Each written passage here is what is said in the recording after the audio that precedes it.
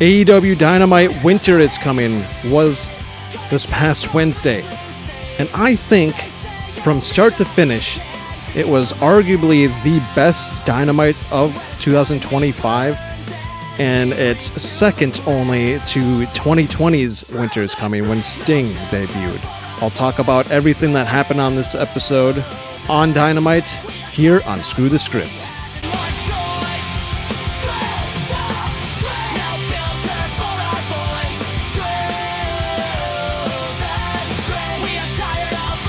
Welcome back, everybody, to Screw the Script. I'm your host, as always, Maverick. Intro video again. I keep going back and forth between my old intro song and the new one that I kind of, mashed up together pretty quick. Just playing around with that still, like I've said in the comments for people that were wondering what happened to the old song. Just playing around with it. Let's get on to, like I said in the intro, probably second best Winter is Coming ever. I still think the debut of Sting is something that I still think of all the time in my life. But damn, was that a good show. Every single match hit. You opened up with probably the best women's tag match in AEW on Dynamite or Collision anyway. You got the Babes of Wrath and Toni Storm and Mina put on a great opening women's tag match. And you saw Wednesday night, the first ever inaugural women's champs, the Babes of Wrath, who I believe I did pick kind of early on. I could be wrong, but I'm pretty sure I picked them early on. I really like how they gel. The speech that they gave afterwards was really endearing. It was heartwarming. And I'm just so happy for both of them, both Willow and Harley Cameron, who I've said in this channel months ago that she was going to have a good 2025. She did kind of, take a back seat to other women for a while, and she was dealing with that broken nose too, I believe.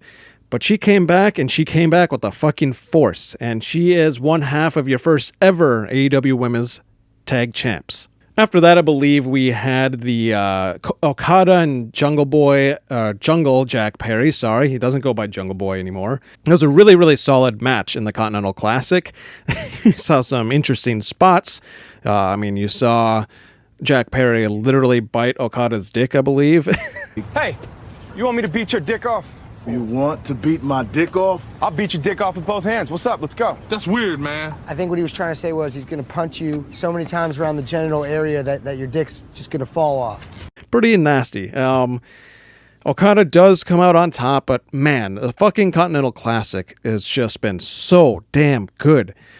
It keeps you guessing, and a lot of us are assuming still that it's probably going to end up being Okada and Takeshita, but even then, they have done so good on making it unpredictable.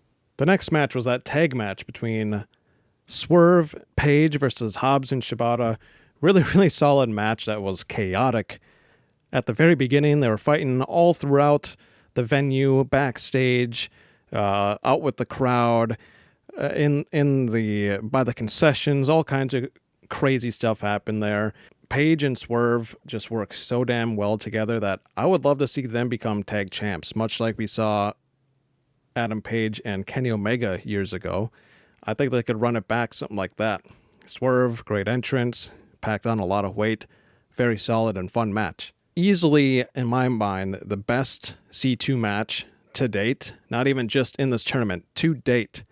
And why I have the background color pink is out to you, Kyle Fletcher. He didn't pick up the win against Speedball, which was very, very shocking. Like I said moments ago, how shocking and unpredictable this tournament has been. Speedball, Mike Bailey, and Kyle Fletcher put on the best match in the Continental Classic.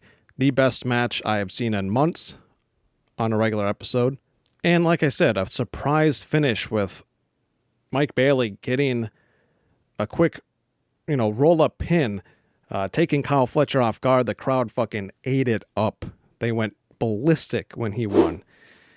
Yeah, it was such a damn good match. Kyle Fletcher is incredible.